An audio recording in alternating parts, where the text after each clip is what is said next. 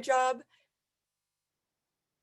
Thank you. And she's been really a force of nature in the Copper Valley for quite a few years now. You can often find Kate at an education program, teaching our kids about salmon and about the watershed. You can find her at meetings working with groups all over the watershed. And you also, if you look really carefully, you might find her down in a culvert or somewhere in a salmon stream.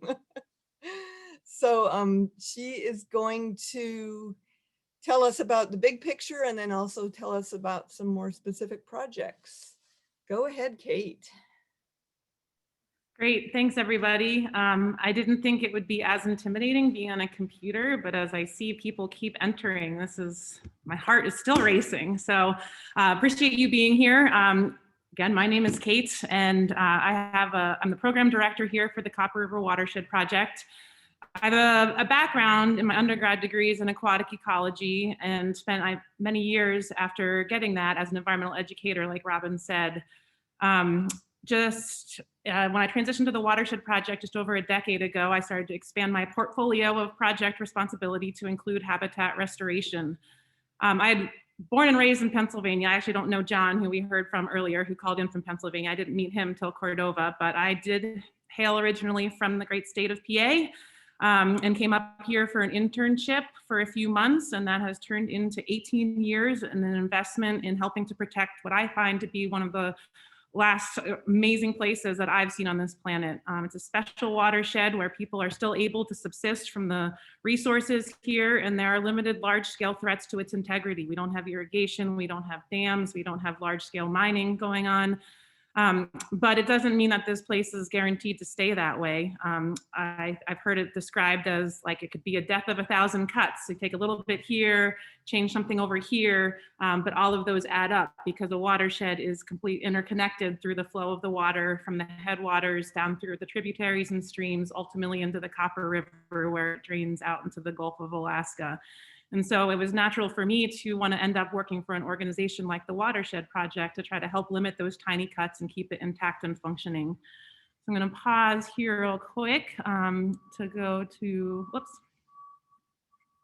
I do have PowerPoint here, and just in time for a loud truck to pull up in front of my office, which hopefully won't create too much of an issue. Oops. Sorry, I didn't want to do that. Okay, so how did the salmon cross the road? Before getting into the details of that part of the presentation, I just want to start with a little background because some of you might be new to the Copper River Watershed Project. So our mission is to promote a salmon-rich, intact watershed and culturally diverse communities by forming partnerships for watershed scale planning and projects. And I feel that our Fish Passage project is a very clear example of how we achieve that mission. I'll hopefully demonstrate to you how we convene partners for the benefit of the watershed through our Fish Passage restoration work. While I mentioned that I had a background in aquatic ecology, I am a professional cat herder and emailer and meeting facilitator, because largely the role I play is convening the experts with diverse knowledge, and that includes local residents who are experts in your landscape and in your local resources, as well as the talented resource managers and scientists that we have working in our region. But we also have folks that live outside that have expertise. In the case of this program, our Fish Passage engineer, main partner is based out of Anchorage, Fish and Wildlife Service, as well as hydrologists and other folks who work in regional offices that might not be located right in our region. So we partner with everyone in order to gain their diverse experience and knowledge and expertise, but we also need some funding. So we work with partners to generate that. Fish and Wildlife Service has been the main sponsor and driver of our Fish Passage work, and have also had significant support coming from the Bureau of Land Management. I'm glad that Tim Sunlove could tune in from the Glen Allen Field Office, Fish and Game Regional Office, as well as the statewide office out of Anchorage. DOT, NOAA, the Exxon Valdez Oil Spill Trustee Council, and the Forest Service. So before I launch into,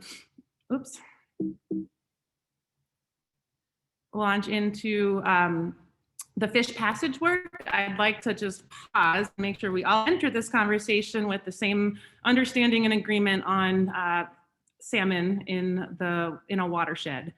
So this image here is a picture of the Copper River watershed. So all the area within that dark blue boundary is draining ultimately into the Copper River and out into the Gulf of Alaska.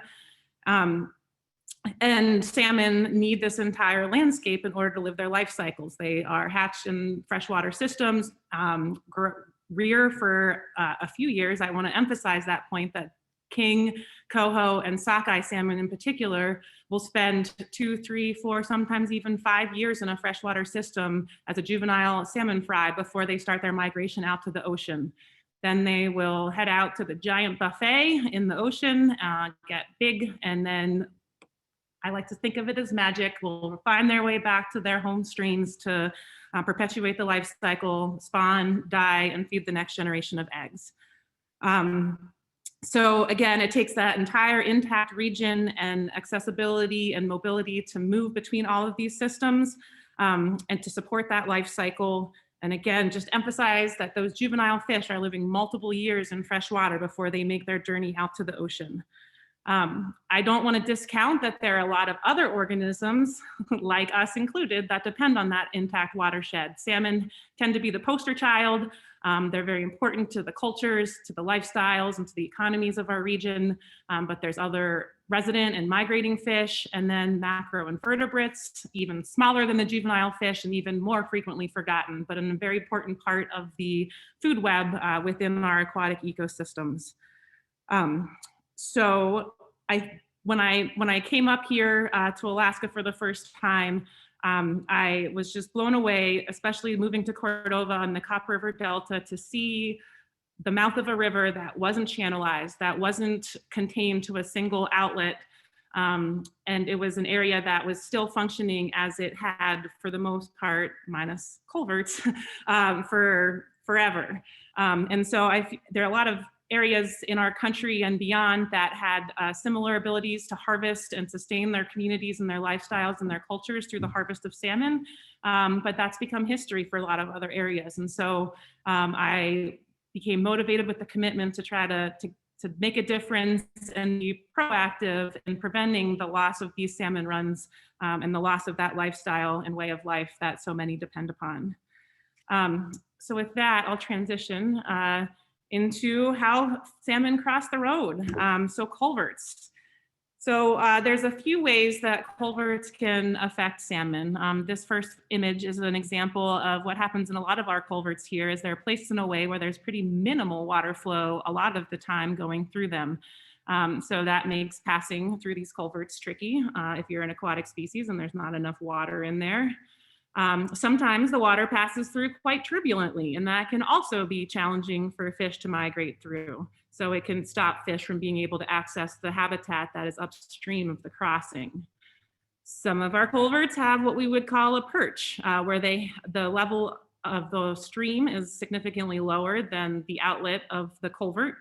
And this can cause problems and reduce the ability for fish to actually pass through the culvert. And the reason that this could be a problem is this restricts the ability for fish to maximize the habitat available to them in the watershed. So again, thinking about the juvenile, the tiny fish, as they, we could call it a habitat portfolio, they might need to have a plate, there might be changes in the local system. We've seen drier summers where some of our streams are getting pretty warm in certain places, or where some of the surface water is decreasing in its volume. And so the ability to move to other places where there's better habitat conditions and be able to access food and shelter in other locations is really important to be able to sustain those juvenile fish. And I like to think that the more juvenile fish that we're able to produce and send out to the ocean, the more that are going to eventually return as adults to perpetuate the population of salmon. So we want to make sure that we are not limiting access to habitat. And I'll talk more about this particular project, but just as a point in case, this is the red star is located on a crossing that's in the Little Tonsina drainage, and everything that's in the green area that kind of stands out is there's currently restricted access to that portion of the Little Tonsina drainage. And when you use GIS to analyze all of the stream segments that are less than a 12% gradient, which is anything that gets steeper than 12%, might be limiting for fish anyway. There was over 70 miles of stream habitat, 12% or less gradient. So limiting ability of fish to be able to get there and access and use that habitat. Another issue with fragmentation or blocking off access to certain habitats is the fact that, I mean, around the world, people are excited when they see Copper River red salmon, for example, hit the markets. But there's not just a Copper River red salmon. There's an estimated 126 spawning sites for sockeye salmon in the watershed, and estimated to be about 8 different genetic varieties of sockeye salmon within all of, like, if you parcel out those 126 spawning sites, they represent about 8, 7, 9, depending on whose research you're looking at, distinct genetic populations. And so it's that genetic diversity that's going to be crucial for the ability for salmon to adapt to future changing conditions. And if we lose that genetic diversity in our populations by cutting off access or limiting production of a certain stock, then we're going to have a less resilient population of salmon in our watershed. So those are the reasons that we find and want to focus our efforts on improving fish passage in order to not limit the movement of fish and their access to habitat. But there's also other things that culverts can do that just affect the quality of the habitat. So I mentioned perch, and this is a pretty simple diagram that demonstrates how when a culvert, which the smaller they are, the less expensive they are. And so we call that constricting, when it takes a larger flow and puts it through a smaller area. And then on that downstream side, there's a lot of turbulent water as that water accelerates through the culvert. Think of it like putting your finger over the end of a hose when the water's turned on. And so over time, that turbulent water can create a perch. It can create a big plunge pool at the bottom, and it will change. And that constriction can also increase or change how materials and what size materials are being pushed and moved through stream systems.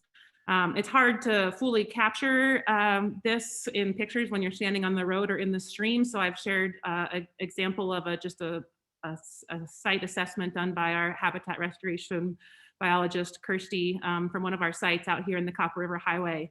And so on the left side in the sketch, that downstream circle just below the pipe is what you then see on the right. So you can see that in a stream that's typically less than 10 inches deep for most of its stretch, it is up to that person is up to almost their chest, and he's not in the deepest part right there. So it creates a really unnatural depth to those pools. And then the other thing that you can't tell is at the bottom of these are really large rocks. Some of it probably from the road that got pushed and moved through, but materials that wouldn't be there if there wasn't a road and there wasn't a culvert there that was constricting and creating a velocity that could actually move those larger cobbles and sometimes boulders. And so that can change. For spawning, salmon need to have smaller size gravels to be able to lay their eggs. And the movement of large materials can change availability of spawning beds. And then I think here is an example on the McCarthy Road. You can see there's a lot of sand and other finer sediments that can also affect macroinvertebrate habitat, throw off the food web, can smother eggs if there's spawning gravels downstream. And it also is expensive to haul in more material to fix your road. So there are implications for the fish habitat quality as well as the road. Here's another example of another issue with culverts besides being too small most of the time is their alignment is not with the natural flow of the stream. And so how this would otherwise go is this stream parallel to the highway here is having to flow parallel to the road and then make a right-hand turn. All of this water at the bottom of the picture is not the continuation of that channel. It's just a big scour pool that's created by the velocity of this water trying to make that turn to go under the highway there. So that is another thing that can affect the transport of materials and we are all hopefully familiar, that especially those of us that live in the Copper River, that it's a largely glacial fed system. And so there's a lot of materials that are moving through here, and we're changing the movement of those materials and the steady state of our stream by affecting the flow of the water, this velocity of the water. So there are changes to the ability of the fish, there are changes to the habitat, as well as affecting the ability for the fish themselves to move. So I just want to pause here for a second, because there was a question submitted ahead of the talk about, well, what's the difference between beaver dams and log jams? So I'm just going to touch on that. And that the first thing I would like to say is that the big difference is that beaver dams and log jams are not barriers. There is water that flows through them, but different than a culvert, it is through lots of different holes or gaps in the infrastructure. Not like a culvert that's funneling all of the water into one. So these log jams, beaver dams, they're not necessarily changing drastically the velocity of the water. They're not increasing it to create a velocity barrier. For juvenile fish, they're able to, if there's water coming through, they're able to work their way through those little pools to get to the upstream side of these structures, the little gaps that exist. And for adult salmon, they're able to jump in natural conditions up to 12 feet. Something has to be greater than 12 feet to be considered a barrier. How that would be different than a culvert that's perched 6 to 12 feet high is that in a beaver dam situation or a log jam situation or a waterfall, you have a plunge pool at the bottom. So fish have depth to be able to get their energy going. And then when they do make the jump, they're in a pond of slow moving water to be able to recover and take their next move. You do that jump into a culvert, if it's perched that high, likely doesn't have a lot of water flowing through it, and you still maybe have 50 to 100 feet to work your way through a pipe that probably doesn't have any substrate in it, doesn't have any pools for regrouping, and might not even have enough water for passing through. So they're not considered, these would not be considered barriers. And the other thing about log jams and beaver dams is that they're not static, they're not there permanently. Some of them might seem to be historic and relic and maintained for a long time, but that was probably the case even before humans were living there and observing that. So beavers have always been a part of the ecosystem, and salmon were survived before humans were growing up and developing our infrastructure and our communities around waterways. And so we weren't seeing the same implications for fish passage and the health of fish populations related to those natural inhabitants, like those of us who moved in and built roads and whatnot. To take it a step further, that there is actually a pretty strong correlation between beavers, especially with coho salmon, and the importance that beavers play in overwintering habitat for coho salmon. And there's a lot of work that's been done even in our watershed, in particular in the Copper River Delta, which has one of the highest concentration of beaver populations in North America. And they were actually finding that coho salmon were having greater overwinter success and growth rates in beaver ponds because it's a slightly warmer temperature than those that were living in non-beaver influenced systems. And to take it one step further, they are now actually installing beaver dam analogs in places like Idaho and California to gain the benefits to fish habitat that they have lost in those regions by eradicating beavers and changing the watershed landscape. So I just wanted to take a minute to kind of address those questions, that question ahead of time. And yeah, so I guess the last thing that I want to speak to back to the culverts is that it's not, I mean, we're in it for the fish, but there are benefits that extend beyond the fish and aquatic inhabitants, and that's our infrastructure. These are some examples of culvert failures, massive failures that I borrowed from the Federal Highway Administration. Thankfully, none of these are local regional shots. We don't have any shots of when the Little Tonsina culvert blew out in 2006, but I'll talk about that in a little bit. So I will pause and ask Robin or Katie if there have been any questions submitted at this point, because the next, I'm going to start transitioning into how did we approach figuring out how to improve our culverts in the watershed. Hey, this is Robin. I don't see any questions yet. So you can forge on, and certainly folks, if you have a question about that first section, Kate is gonna once again take some time and answer questions at the end. So just go ahead and put your questions in the chat bar. Thank you. Okay. All right. So the biggest goal then is that increasing the size of your culvert, which might come from making it bigger so it's not constricting the stream, or maybe you have to make it longer because you're putting it at an angle versus straight across the road. It all costs money. And so how do we prioritize how we invest those restoration dollars in the Copper River watershed is where I'm headed next. So back in 2002, it's a long time ago, but it kind of is where our story began, is that there was a study that was released by Fish and Game and DOT that evaluated all of the culverts in our watershed for fish passage capabilities. 64% were considered inadequate for passing fish, and that's looking primarily at juvenile fish.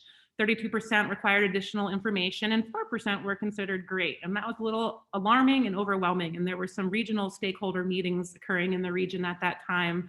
So those of you recall the Copper River Strategy Group. And then there was a breakout group that our former executive director, Kristen Carpenter, was a part of, and they discussed the culvert issue. And from those meetings with support from the regional partners, we pursued funding to try to separate the signal from the noise of looking like there was a lot of issues. And so the main piece of information that was missing was identifying which of these poor functioning culverts are associated with the highest quality habitat. And we certainly didn't go alone. These are some of the partners who were very instrumental in the development of the prioritization database. The Forest Service, actually, the Tongass National Forest had a pretty significant prioritization program in place because of the number of logging roads that they have down in Southeast. So we learned from their experience, and then at the same time, the Mat-Su Fish and Wildlife Service was working with Nature Conservancy to develop a prioritization for Mat-Su culverts. But every region is different. We have different river systems. We have different ways that our populations have developed and our roads have developed. And so we needed to take these existing efforts and kind of tweak them to make sure that what our prioritization was telling us was accurate for our region. And I'll explain a little bit more about that here in a second. One piece that I left out is that you might say, well, we're not that big of a region. There's not that many people that live here, and we don't have super highways everywhere. So we're fortunate, but for all the roadways that we do have, we have about one culvert for every 2 miles of road. So it still is a significant number of crossings, stream crossings of our road infrastructure. So here's an example of how we would score the culvert, or the ability to pass fish. And so we looked at constriction, gradient, and perch. And so here you can see the different scores. So if a perch was over 3 foot, it would be considered an adult barrier. And this number is lower than what I was telling you, that fish could jump up to 12 feet. But I just want to remind you that I had mentioned that it had to be in a natural system where there was a deep plunge pool at the bottom as well as a resting pool on the top. And any culvert that is perched that high is not going to have very much water in it to be able to give the fish a place to rest before they travel the rest of the stretch of the pipe. And so we would score perch, we would score the gradient, we would score the gradient and the constriction. And with that, we would get a total score for the ability to pass fish. When it came to, and the more points that you got, the worse your culvert was functioning. And then on the habitat side, we scored it so that the more points you were accruing, the better the habitat was. And so this is a suitability classification that was developed by the Forest Service that we just shared or just used. And so it shows how we scored the quality of habitat. We also had a criteria for the length of habitat, and we would use a combination of GIS and site visits to be able to estimate how much upstream habitat quality there is.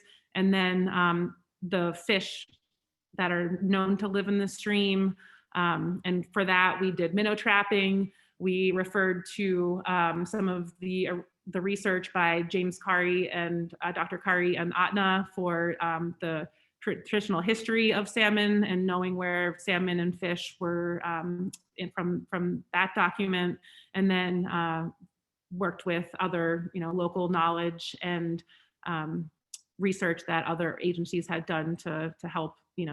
One sampling effort with minnow traps is not going to tell you all the story about what fish are living there. I just want to say that. So we do minnow trapping, but we also look at these other pieces to be able to get that answer. So then I mentioned that for fish passage, a high score means it's poor fish passage condition. For habitat, the higher score, it's a higher ecological condition or ability for a better place for fish to be. And then we could kind of gauge, which are the crossings that are high ecological condition and either worse or poor functioning culvert, or maybe it's an okay culvert now, but one that we want to keep an eye on over time. So quadrant 1 and quadrant 2 here is one way of viewing the data to be able to prioritize which ones we wanted to address first. You can also look at, we've looked at total scores, and this is an example of the list that we've taken to our planning team.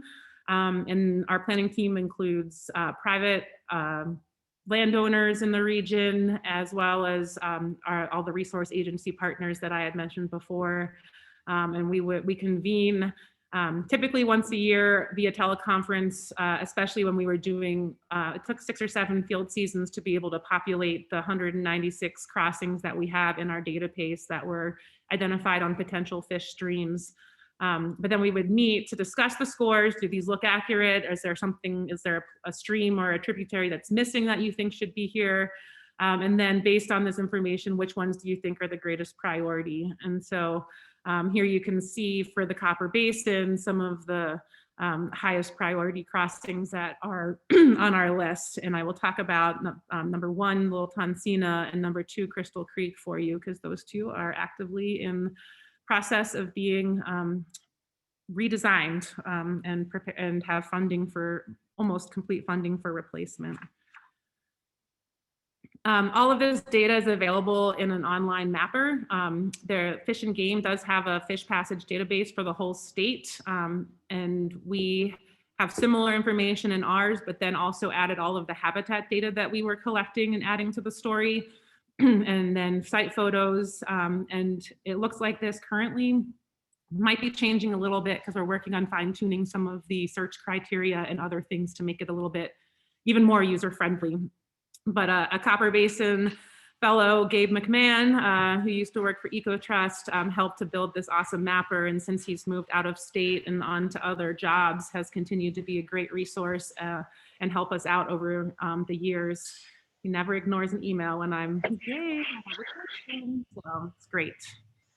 And so once we have these priorities defined, identified in conjunction with our partners, then we're ready to start recruiting the funding. And the first step is to design the crossing. And we look to, get the elevation. We want this culvert to be deep enough so that it's not perched, so that the bottom of the stream matches the bottom of the culvert, or you can put substrate in the culvert and you want that to be equal with so you want to embed your culvert even deeper so that that substrate is at the level of the stream. And you want the water surface to be consistent upstream to downstream. So this is an example of the stream profile, shows water flowing from the left of the picture to the right. Your water level blue line is relatively consistent, and your pool bottom elevations, your red line, is also relatively consistent. What that image doesn't show is what the picture in the bottom right shows, is that you want the width of it to be wide enough so that your stream channel is not constricted. And so you can even see on that picture that there's even stream banks inside the culvert. The sizing is also helpful for contractors to be able to get equipment in there to be able to put that substrate down. And so that culvert in the lower right probably has close to 10 feet buried underneath the ground. So it's a much bigger pipe than it looks like there, but that's in order to get to let that stream function like a stream and let anything moving through that stream, fish or macroinvertebrate, to make sure that they don't realize that they are crossing under a road. And we also want them to be aligned correctly. And so this is an example that will go to construction. So this is out in the Copper River Highway. I'm not sure, I think you can see my mouse, but right above this excavator here, that's the original pipe right there. So pretty small, and it actually is somewhat aligned with the stream, but now you can see that this new, much larger pipe is at a much greater, much better alignment with the way that the stream was already running. This big pool downstream is a result of the constriction that occurred at this pipe for a long time. So we'll design, we'll construct, and then definitely need to evaluate to make sure our restoration efforts are achieving their goals. And so going back to the stream profiles, here's an example on the left of a not great lined culvert. So you can see that the channel slope, there's a big drop, the water level drops down. And so this culvert is causing issues to this stream, whereas we want the profile to look more like the one on the right. So when it comes to evaluating fish passage, everybody wants to count fish. But the reality is most culverts are not they're not necessarily a barrier 100% of the time. And so it's really hard to go to say there's no fish and now there are fish, especially because being able to confidently assess a fish population would require a lot of time on site year round and all seasons to be able to fully capture that. And that's just not realistic and a good investment of resources. So what we do, so we still do trap fish and do fish observations because that's what people want to see and hear when it comes to improving fish passage. But there's other ways that we evaluate the effectiveness. We use our engineered design drawings to make sure that we have that the contractor has designed and installed the culvert the way we had designed it to be installed. And then we can do these after a couple of years after restoration, we'll do repeat profiles looking at, this is the longitudinal stream profile. We'll also do one where it's a cross section. So instead of looking from the side of the stream flowing from left to right, you're standing in the stream and it's flowing up, down. And what does it look like across? And what are the materials in the bottom? It's not the favorite job, but counting pebbles and classifying them into size groups and making sure that the substrate at your pipe is consistent with the substrate identified in a reference reach that has not been influenced by a culvert, that you're saying that this reference reach is what the stream wants to be. And so now let's look at our restoration site and see how the substrate compares and the cross section compares to this reference reach. Have we got it to be very similar based on the improvements we've made to the crossing? So I'm just gonna take a sip of water real quick and get into a couple show and tells. I guess one point that I skipped over that I want to come back to real quick is that I've hopefully emphasized the benefits to the ecosystem and the watershed and the hydrology. But what I didn't touch on was when it comes to the actual construction, that there's benefits to the communities.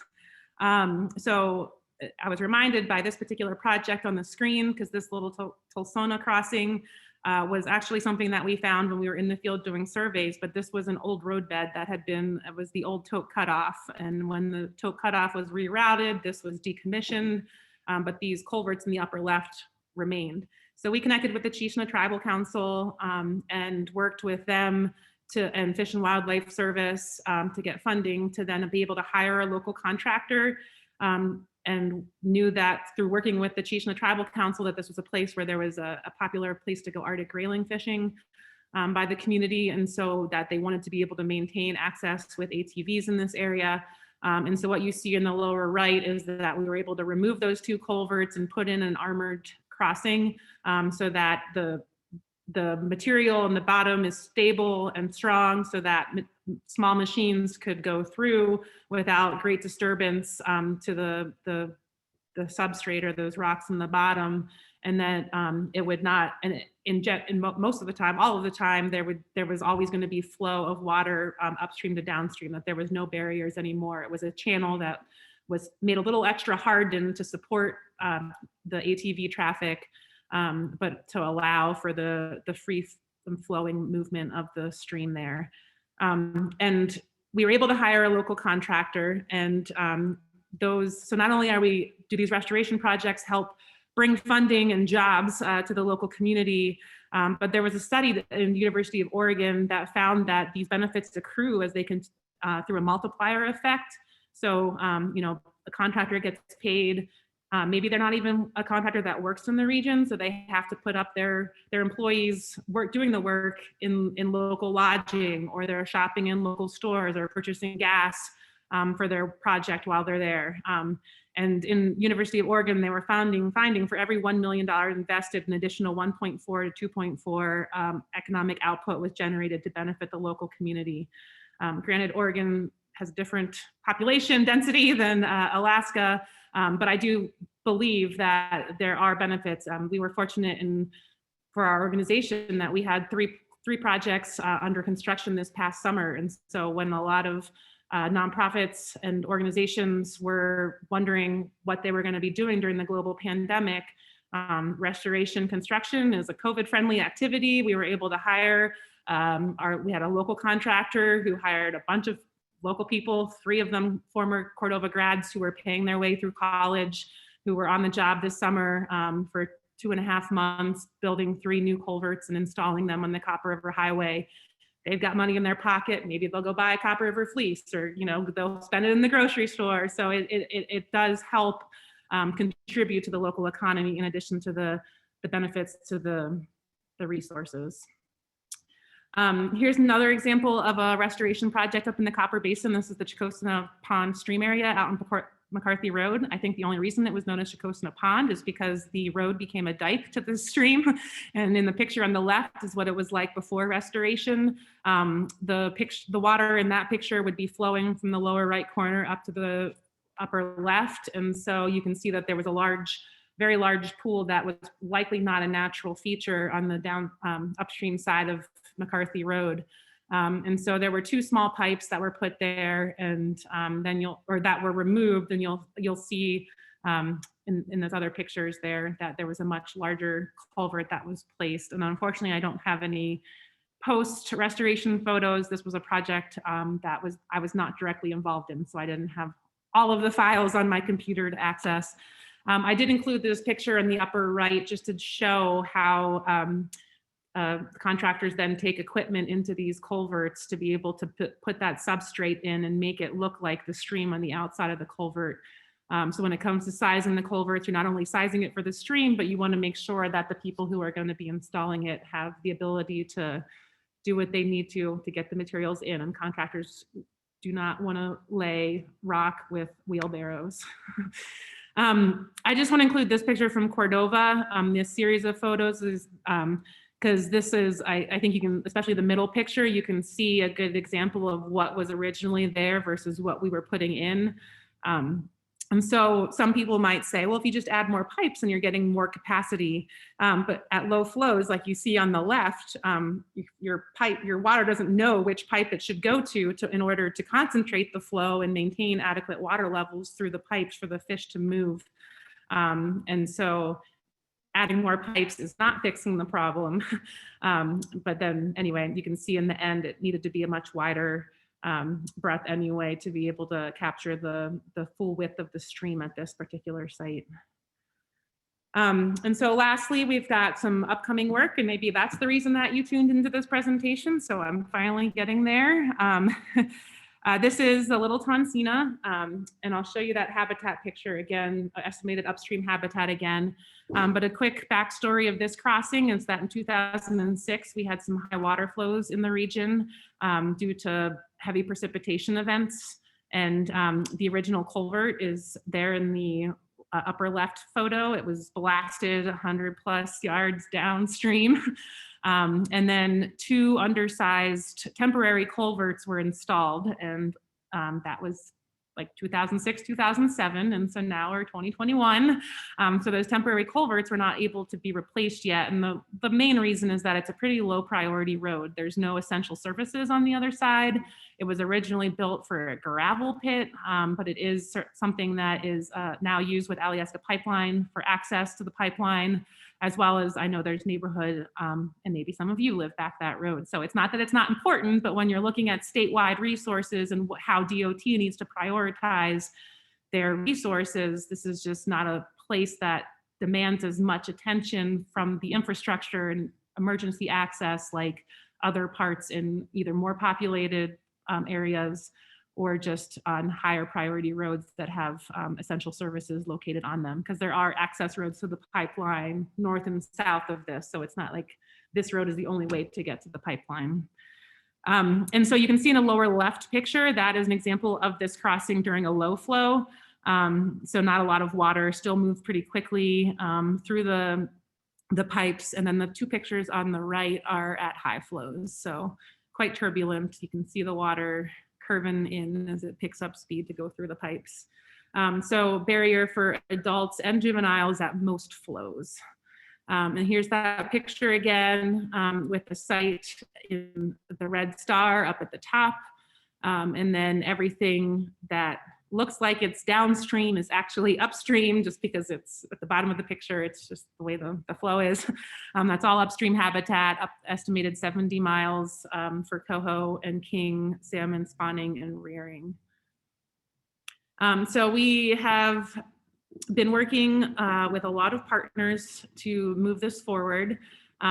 We gained a lot of momentum when Department of Transportation was able to identify $1 million in an emergency bridge restoration fund to put towards this project. And then we've been successful in leveraging another $1 million from NOAA, and then almost $500,000 from the Alaska Sustainable Salmon Fund.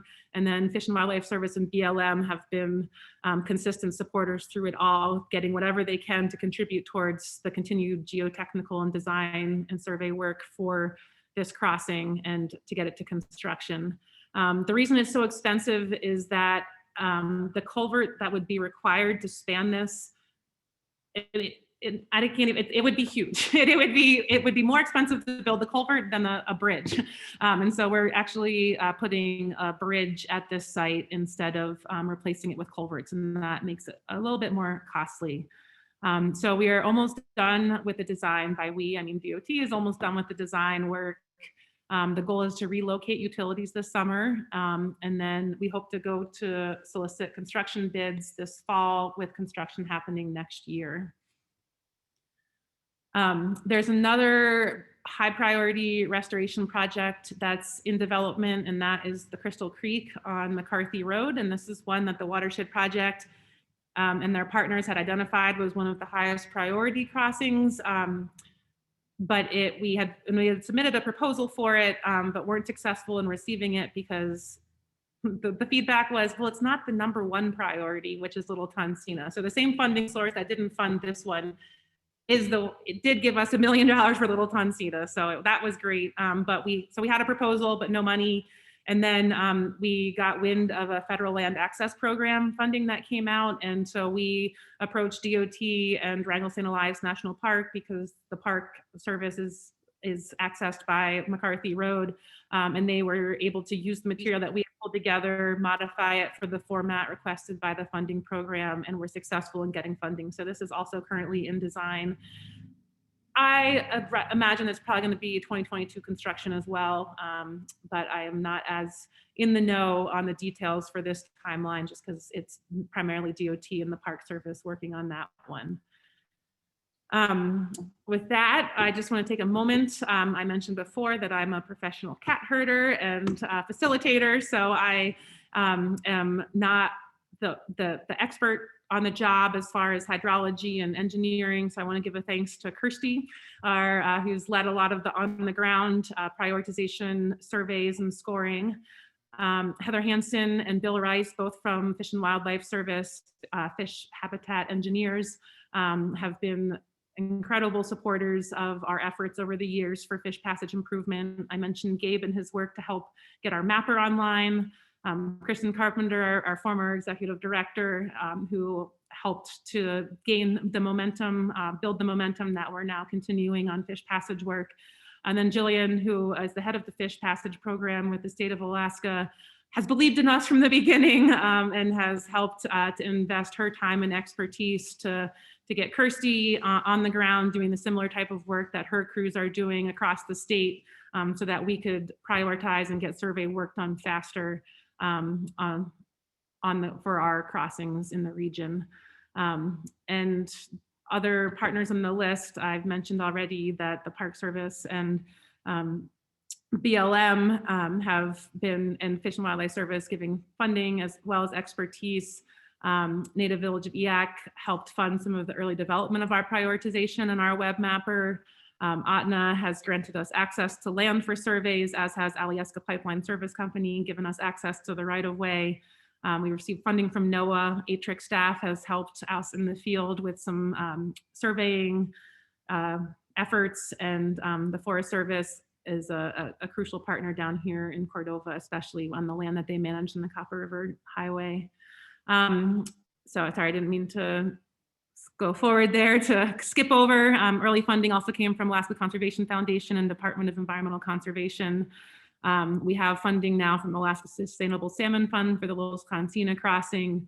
EcoTrust is one of the really early investors in the online mapper. We worked with the Native Village of Plutica to gain access to their land for some of the surveys. And then the Exxon Valdez Oil Spill Trustee Council has funded some major restoration work here in the Copper River Delta. So with that, these are my future stewards, my twin daughters. We love to recreate and work in the Copper River Delta, and they are the extra motivation that I have for ensuring that they, as well as their children and their children into the future, have the ability to catch coho salmon. In this picture is what they're showing off, and keep the healthy part of the diet and part of their lifestyles and part of their community into the future. So with that, I will welcome any questions that folks might have. Thank you, Kate. Amazing amount of information there. Did you breathe? I do have a question here from Kathy. Kind of asking, why would you choose to install the flat bottom culvert versus a round bottom culvert? Sure, because the culverts are so big, they have to be constructed up here anyway. And maybe, I don't know. I saw Jillian is on this call. So Jillian, you can definitely chime in here with, this is me being my, I'm Kate, expert in my lifelines. Go ahead, Jillian, if you want to take over. So I'm Jillian Anardi with the Alaska Park Fish and Game. I'm not an engineer, but I have been doing fish passage for about 15 years. So generally those flat bottom box culverts are so that we can get the width with a lower overall profile and less excavation, which is particularly important in the Copper River, as it's all water when you get down a certain depth. So it's really a design engineer choice, but that's typically the reason I hear for those. Thanks, Jillian. Yeah, that makes sense. What she said. Thank you. Any other questions from anyone there? This is Danny. Go ahead, Danny. Yeah, I had a quick question about your Little Tonsina map and the red lines for the habitat on the tributaries to Little Tonsina. How did you determine those, which ones were in and which ones were out? Yeah, that map. So they all started as the light blue, which is the NHD, or National Hydrologic layer of streams. And then anything that was less than a 12% gradient is what is in red. And so that 12% is documented in the research as being like anything that is over 12%, you won't find salmon living in. And so they're just classifying habitat that is less than a 12% gradient. And we have not walked every line and understand that there's likely some that might be intermittent. But yeah, as far as investment of resources, this is kind of the best way to estimate it. So the red is area suitable, potentially suitable habitat, but it's not all been walked based on gradient. Correct. Okay. Anything that you want to tell me about some of those red lines, Danny? Yeah, I'll call you later. Okay. But great. Yeah, so there are a couple things. Another is I didn't hear any mention of other fish species. And do you bring that into your equation, like Dolly Varden, grayling, and things like that? And then also a question about the crossing at the Little Tonsina there, and the fact that there's actually a jetty and been a major realignment of the Little Tonsina. How has that affected your decision for the design? Okay, so I'm going to start. I can remember the second question still. So I'll start with that one. So some of their okay, so the stream stability is a tricky one. And anytime you alter it, like with adjusting the alignment, like you said, you make a stream unstable. And so there is a head cut that is maybe a result of that stream alignment, or maybe a result of the culverts that's been identified in this system. And so unfortunately, the engineers aren't on this call to explain to you how they can take that into their design criteria to be able to accommodate and create a more stable environment to adjust for that head cut. But I can say that it's been a part of the conversation. And if you did want to connect more with the restoration engineers who can explain how that is taken into the design criteria for accommodating and helping reach stability without losing the integrity. And basically, like, a bridge is like opening up your stream anyway. So you're not, like, afterwards, there's a lot more space for that stream to be stabilizing. So yeah, so I would feel better connecting you with Heather Hansen at Fish and Wildlife Service to talk a little bit more about those details, because that's definitely above my pay grade. Okay, so I understand that, yeah, because I think when they did that jetty, it was long before we were here, but it probably shortened the length of the Little Tonsina, I'm going to guess, over a mile to something that's on the order of a couple hundred yards now. Does that make sense?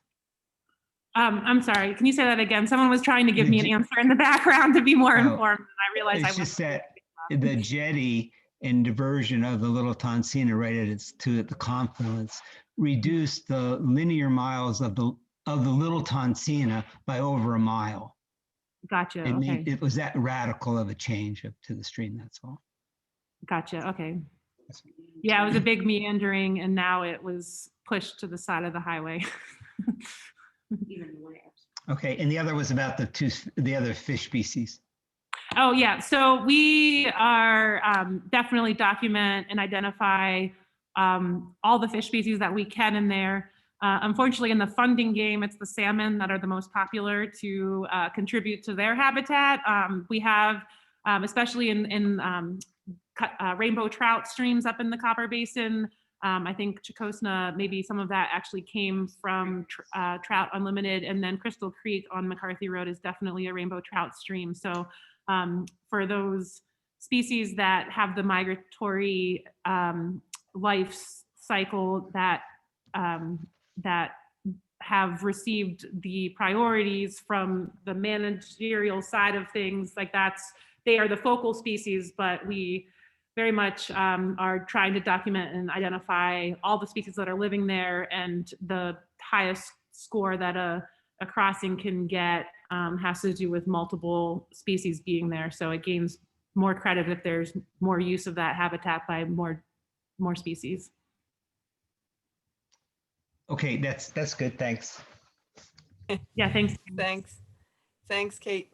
So I have another question here from, looks like Sean, and wondering if the Watershed Project has any plans to replace the 2 side-by-side culverts on the Power Creek Road in the future. Seems like both Sockeye and Coho would benefit.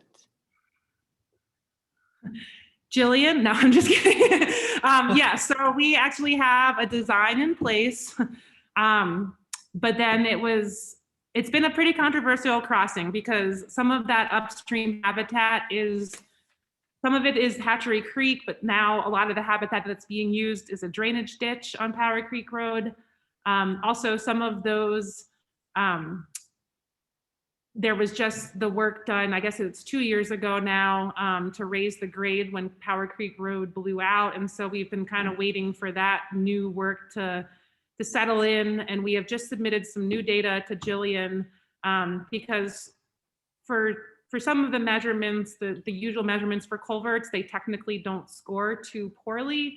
But some of those measurements weren't capturing, like at low flows, that there's a big gravel wedge on the downstream side of the culverts that could be a barrier at low flows. So they're on our radar. We're going to wait to see what happens with the new data that we submitted, with some survey data collected at a lower flow to try to capture some of those low flow issues. And if it helps to, it might boost it up in the priority scoring to be able to warrant a little bit more attention. And then we hope to dust off that design that we have in place and update it to match the new requirements to replace it. So yeah, it is on our radar. Thanks for that explanation, Kate. Great presentation. Oh, thanks, Sean. Here's another one from Kathy.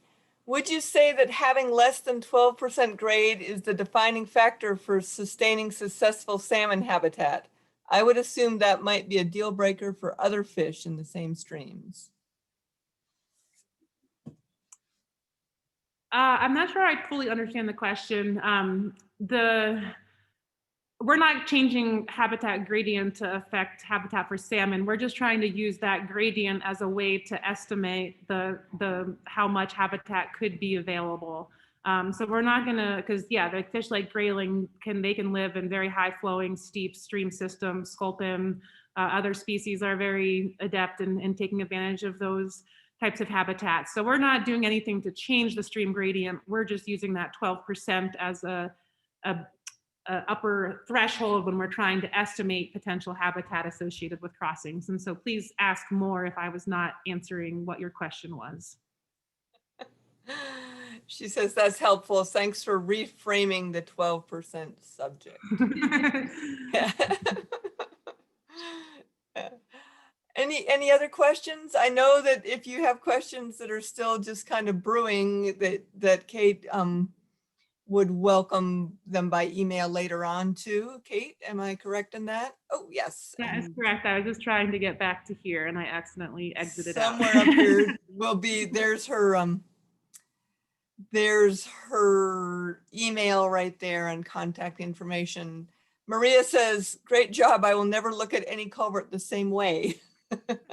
Tell me about it. It's like when we're out in the field for culvert work, it's like there's one, they're everywhere. They are everywhere. So, and there's a lot of driveway culverts that actually have not been brought into our database yet. So if any of you are residents out there that are concerned about your driveway culverts or access roads to your properties, you know, we're not here to look for people to yell at. We're here to work for partners to help keep our watershed as intact as possible so that we don't lose the salmon and the other aquatic resources that are so important to our lifestyles. Awesome, thank you. I'm not seeing any more questions, so I think we'll probably let everybody get back to work. But thank you so much, everyone, for attending today. We really appreciate your kind of bravery and in braving the technology. I know that everybody has a different comfort level. We welcome feedback if there's something about this event that worked well for you or that didn't work well. I would love to hear about that because we are all learning together here, that's for sure. And as I said before, this was our first noontime lecture. So we were certainly thrilled. I'm going to tell you now that the first time I scheduled a lecture for Kate, like years ago, no one came, no one. So I'm hoping that she'll quit bringing this up now that we've done this. There's a good question. I will be posting the recording of the lecture, which will include the sound and also the visuals. I'll be posting that on the WISE website. So that's www.wise-edu.org. We will get that out as soon as I get it from Katie. Appreciate it, everyone. Everyone have a great afternoon. Stay safe, please. And Thank you very much. It's a great presentation. That's You're John here. welcome. Thank you very much. Thanks, Yeah. John. at the WISE Thank website, you. you will also find what we have coming up, which is some information on some new archaeological studies in Wrangell St. Elias National Park. So thank you, everyone. Have a great day.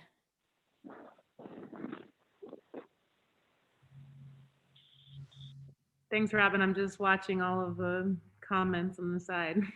Yeah. I think your idea of asking for questions ahead of time was a good idea.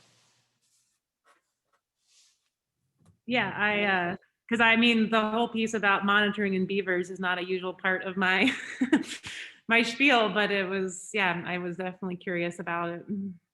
Yeah, that's super.